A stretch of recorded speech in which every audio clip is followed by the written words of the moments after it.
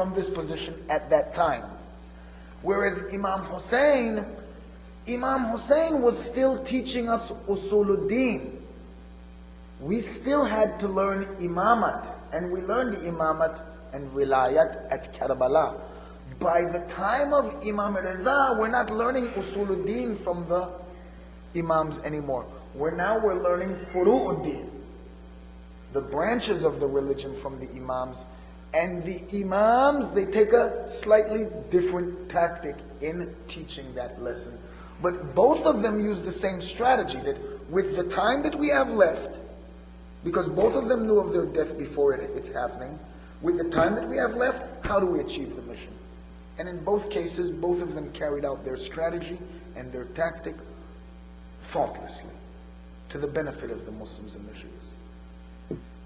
Any other questions or comments? Yes, brother.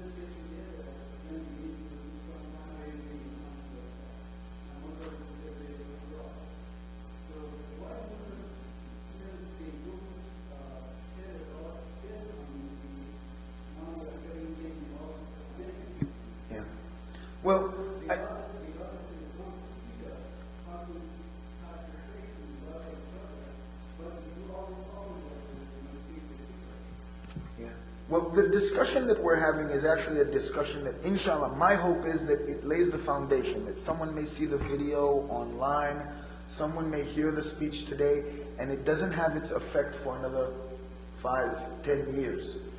But I find that most of the ulama are not addressing this right now. You know, just not too long ago we had this discussion about this video that came out, and everybody was doing tazahurat. And the ulama called for a protest. And I was one of those people that was saying protest is a bad idea. They said, no protest, it's our wazifa, and Ayatollah Khamenei said it's wajib, and this and that. I said, this is a bad tactic to go and do protest. Why? Number one, culturally in America, holding up these billboards and these signs and protesting in public has a negative connotation. It's something negative. And it's like giving out religious pamphlets. People come by, they see you doing it. They're not interested. But some of them take the pamphlet because you're giving it to them. And as soon as they get down the road a little bit, they put it in the garbage. It's the same with these protests. Americans drive by, they see it, it has a negative connotation to them. They might see the sign, they might see the this, but it's a protest and they're not interested and they keep going. The other aspect that this is bad for is that the American people are seeing protests all over the world, where buildings are being burned and people are being killed and embassies are being stormed. Now you come out with another protest. All they have to see is one little protest that says Islam, and they're like, these guys are going to burn down an embassy here now too. So street protest in America doesn't work that well. And when you come and you tell the people, look, your movement is undefined. And this is my biggest issue with all of the Muslim organizations in North America now. None of them have come forward and defined their movement. What are you about? What's your aims? What's your goals? How are you going to achieve those aims of those goals? What's your strategy? What's your plan? Nothing. What's their plan?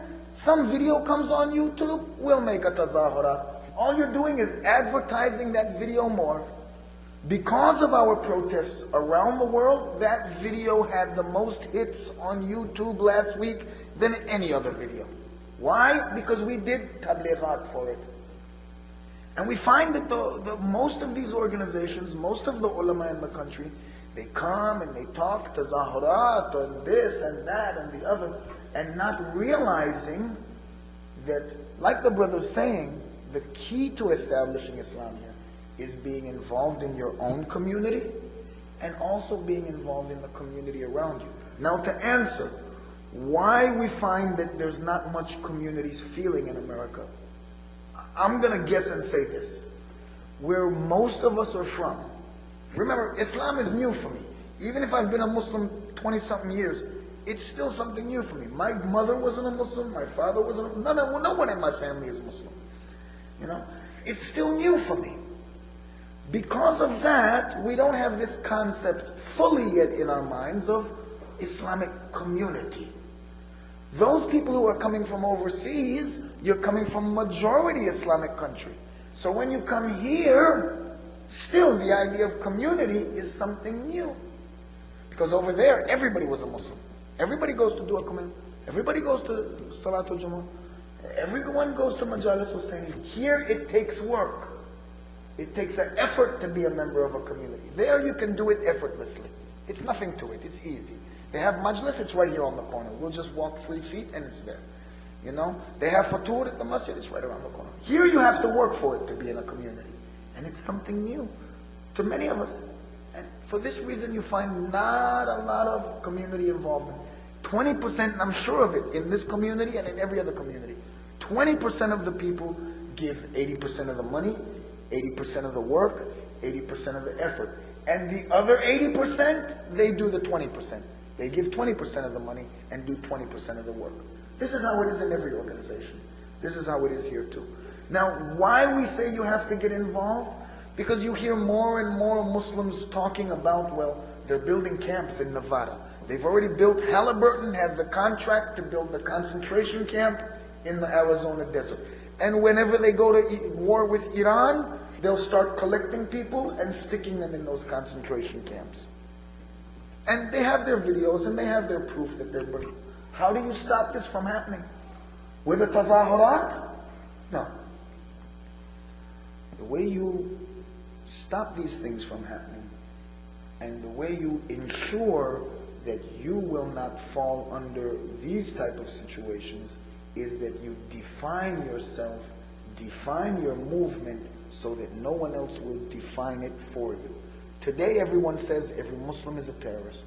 And the Shias, they're the worst ones because they're smart, they're organized, and they have Hezbollah and Iran to back them up.